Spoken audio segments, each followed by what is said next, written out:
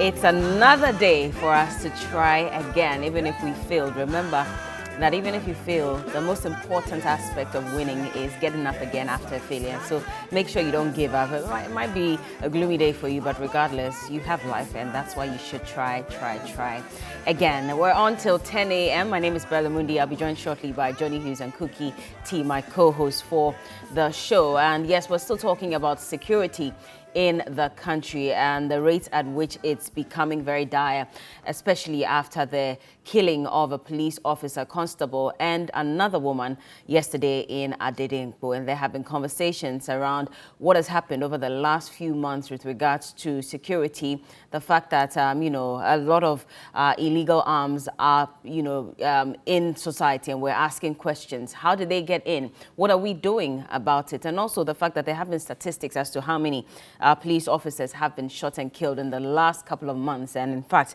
back till 2016, where some two cops attacked a bullion van near Mami Krobo. It was in the Kwewu Afram Plains. And then when they were accosted, they escaped when the vehicle stopped to buy fuel. The police vehicle stopped to buy fuel. Eventually, they were arrested. And then there's also another one that happened in December 2019. And I'll read that for you. It was on December 3, 2019, where a police officer was killed as armed robbers attacked an ADB bullion van.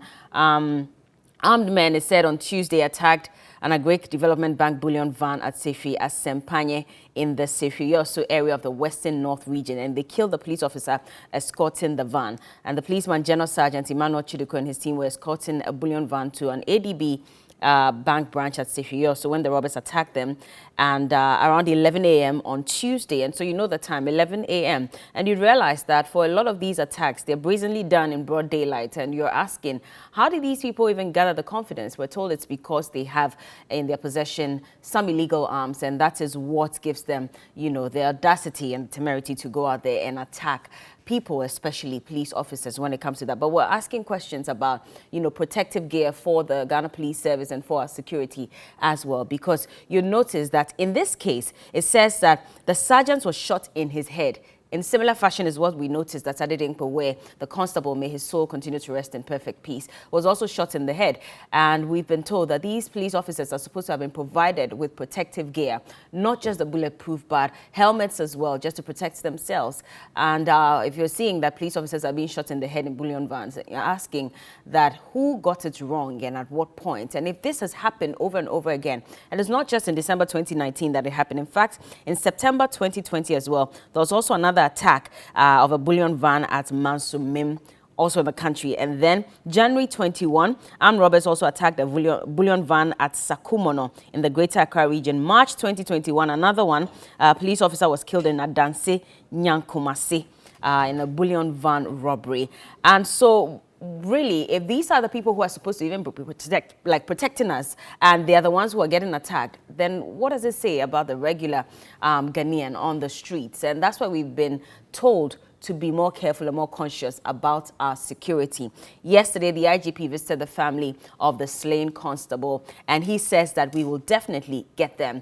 And everything is being done to ensure that people are protected in the country, and they're going to increase police security across the country. Also noting that we don't have as many police officers as we should. And so what do we do in order to ensure that Ghanaians are protected? Yesterday, there was also a statement that was put out after the IGP had a meeting. Let me just walk to the screen and read some of these statements to you. So yesterday, the IGP met with the Bank of Ghana Association of Bankers and the Association of Bankers. So the governor of the Bank of Ghana and also the executives of Association of Bankers. And this is the statement that they put out. It said, one, the IGP, Mr. James Opombuenu, has met with the governor of the Bank of Ghana, Dr. Ernest Addison, executives of the Ghana Association of Bankers and managing directors of banks in Ghana to discuss further solutions to minimize the risk associated with moving cash in the country.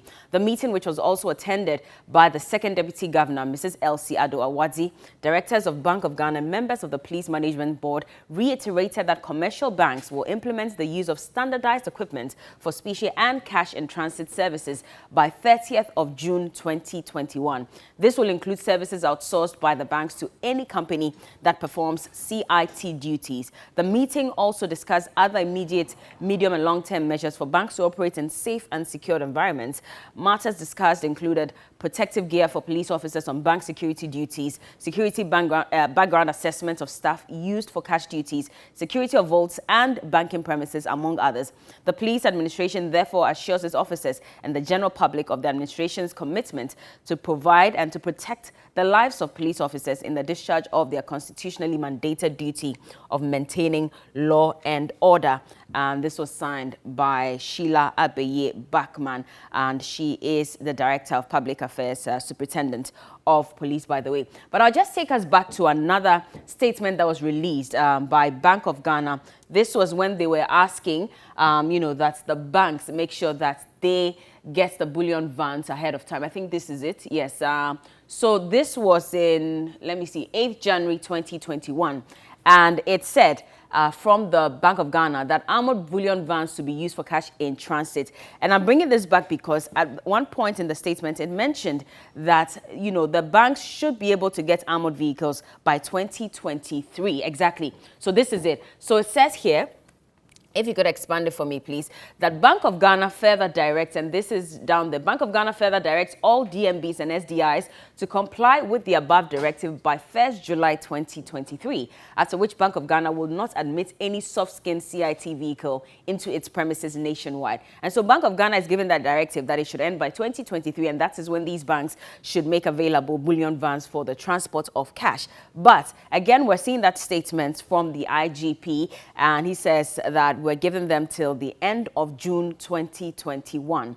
And that's why a lot of people are saying that maybe the IGP's response was reactionary, especially because they've known all along what needs to be done. And there's already a communique that, banks should adhere to these directives by the end of 2023. So what does it necessarily mean? Whichever way, Ghanaians are worried because they're saying that for a long time we've been complaining about insecurity in the country. And so if you have to wait for a police officer to be murdered before you react in this manner, then what does it say about the citizens and the fact that maybe you don't really care about us? That's what some Ghanaians are saying. I don't know what you think. Johnny has just joined us this morning. Good morning.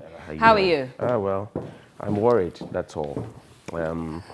Yesterday, Senior Elvis Daku wrote something that I thought was quite instructional.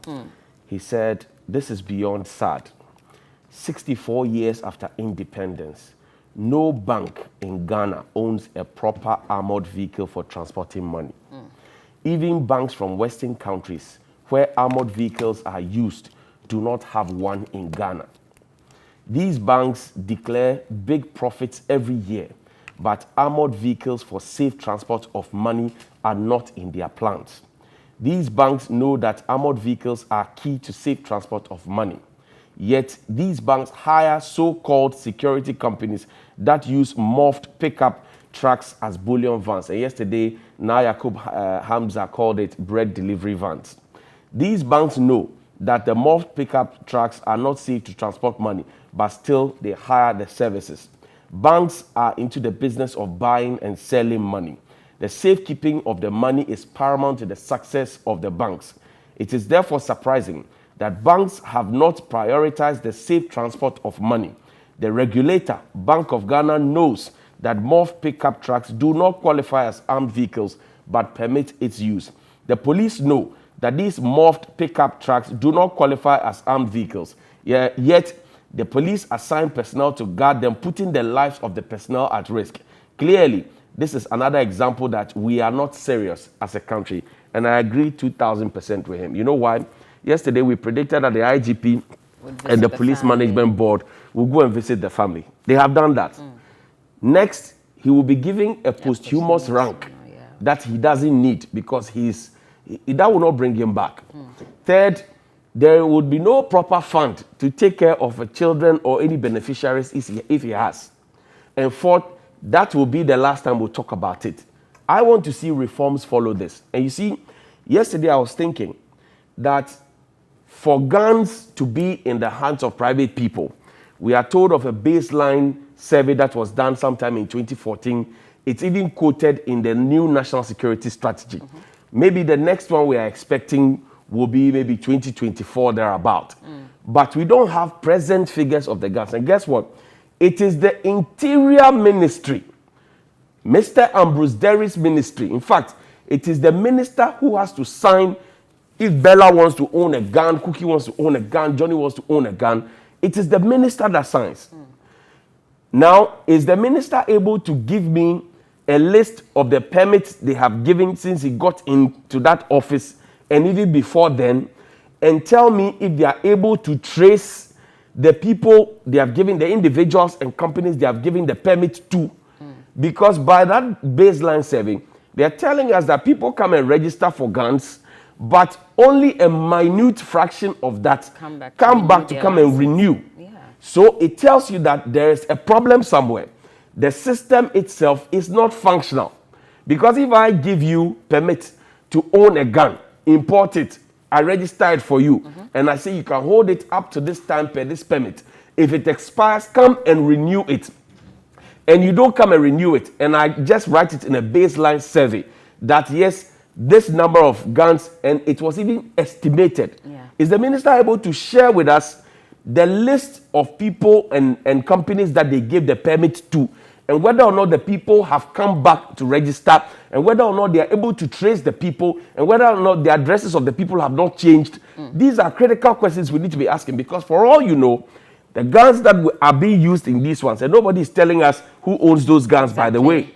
What happened somewhere in the Ashanti region, you get a chronology of it. Exactly. Nobody is telling us who owns those guns in those, because for every gun, if you take the bullet, you should be able to trace. Able to trace it. And for me, it's more about, again, I'll hit on that particular issue where 436 illegal arms were imported into the country, and it was intercepted at the Tema ports. There was a lot of noise about it. We were told later that they were gas pumps and not exactly rifles, and so there was no cause for alarm. But till date, we have not been told who illegally imported these arms. And maybe in this case, they just might be, gas rifles or whatever. But what about those people who are also importing illegal arms that we cannot trace? Because some of them would definitely go through the ports and nobody would trace it because probably someone has been paid to overlook, or for some reason, out of negligence or just sheer, inability to discover it, it will just go through the system. And so all these arms get into society. And we've seen a video of some young men who are, holding guns, and I hear mistakenly got onto a WhatsApp group. I don't know how this came about. But even for the fact that these are not security officials, we don't even know if they have licensed guns, registered guns, we can't tell. And these are young men who are saying that no matter what it is, even if it costs their lives, they'll do whatever they can to ensure that they get what they want. That's very worrying, because only God knows how many more young people may have access to some, arms like these and could cause havoc if they decide to strike. And he says we should get ready because they're coming. This is scary. No good advice. And guess what? When you have guns floating and you can't trace the guns, well, maybe let's listen to it. No good advice. Abang pen nebe. Oh, will if I can say no. Di banana in a check. No good advice. No boozing, motherfucker. Obian Gane. Di banana in a check. I don't know how you felt when you saw this, but I was scared, and I'm still scared. Because you never know when you be attacked. Bella, so I was just mentioning that perhaps the minister needs to be clear with us. How many permits have been given? And at some point, we even had a minister of state at the Interior Ministry, Mr. Brian Champon at the presidency. And we had, Mr. Ambrose Derry. Someone said that, if Mr. Derry decides not to sign for the guns, maybe Mr. Brian Champon may sign for the guns because they are ministers on the same wavelength. So now we're asking the question, are we able to trace every single information and every person and company that we gave the power to import guns into this country, the permit, the information that they gave? Are we able to do that? That's the first one. Number two, it's important to recognize that if you have plenty guns in circulation, and you can't even trace them, it will get into the hands of the boys you saw. It will get into their hands. Once it gets into their hands, you have lost control over it. And it's a dangerous thing for us to sit and watch while some of these things happen. In any case, we have a Small Arms and Light Weapons Commission. They have been calling for us to make them an authority for God knows how long, because clearly there is no monitoring system. If you tell me that I can give you a permit and then you can own a gun, forget about whether I'm trained to how to use the gun or not. We don't have that regime in this country. But I can decide not to go and renew my license and nothing happens. And we are confident to state it in a baseline survey and even feature it in our present national security strategy. It's a problem. Another thing I saw, Bella, yesterday, I saw some information, something that's supposed to be within the close corners of the police about something that's happened around the Burkina Faso border. And it's in the public eye. So I'm asking myself, if this kind of sensitive information goes out there and the bandits get to see it, they will change their strategy. Exactly. They will re-strategize and change their strategy. So we keep saying, like Adam Bonner saying, like Dr. Ishmael Norman is saying, like all the security people will be speaking to Colonel Zabuaji and the rest. They keep saying that we have gotten to the point where we need to tighten the intelligence situation that we have. We seize guns from the secessionists, the Togoland secessionists. Yes. Where are those guns? Tell us about it. Where are those guns? You are asking about the guns that were impounded at the ports. Where are those guns? Who imported the guns in their country? Exactly. How many more are sipping through without our knowledge? And do they get registered? I am saying that if you register a gun, Mr. Minister, and the person does not come back to renew the license, what are your options? What are your options? What do you do? Because it is not safe anymore. And now, when I hear political party people trying to either equalize or justify or say, oh, when we were there, it was not like this, I get so angry. Because people are put in power to be able to protect the citizenry. Exactly.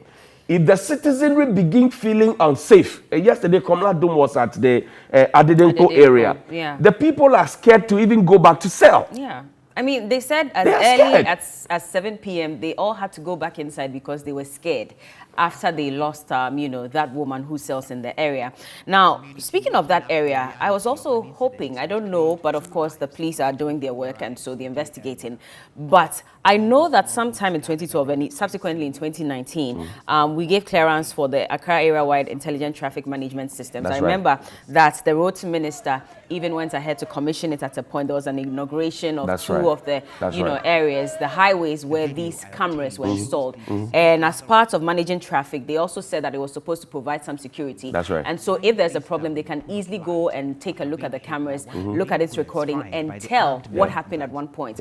I realized that there was a camera that was pointing towards the Adedenko area, at the time the incident happened. I'm not sure if it recorded or not, but then yesterday, former chief executive of AMA, Alfred Oko van der Poel, said that we need to activate these cameras because from his checks, these cameras have not been activated.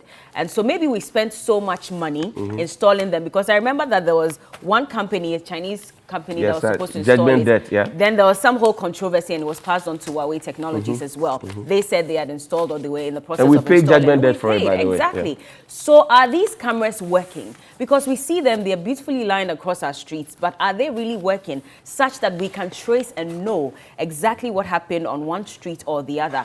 Abroad, there are shops that have cameras in front of them, so it's easy for you to even go there and request for the tape so you can see what happened. We don't have that system Bella, here, see, and it's very worrying. I don't want to believe that the cameras are not functional, but on another breath, I want to believe that they are not functional. You know why?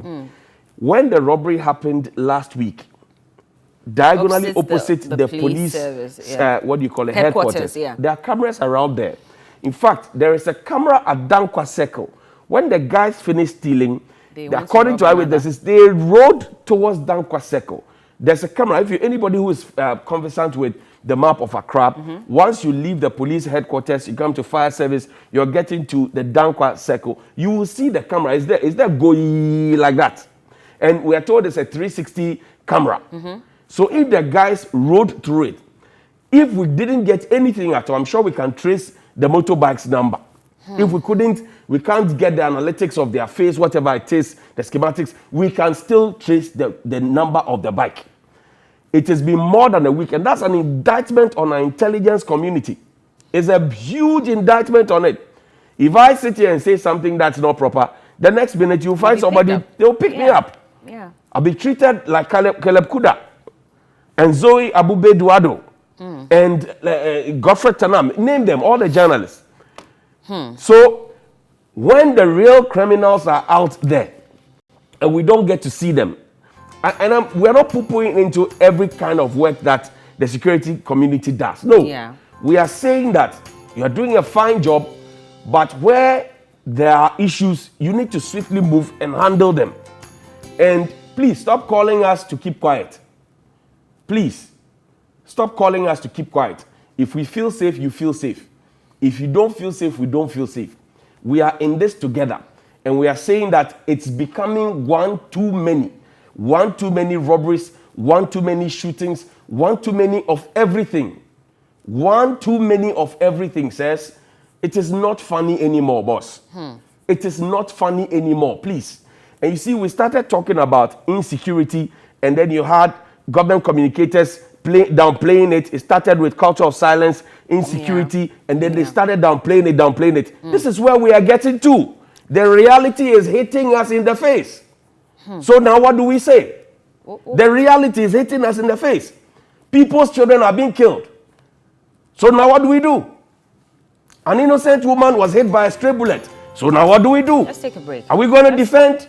Let's take a break. Give me a break. We'll be back. We'll talk about a lot more things. And also for women as well, how do you defend yourselves in the issue or the instance of domestic violence? We'll take a look at that as well when we get back. Keep watching. It's TV3 New Day.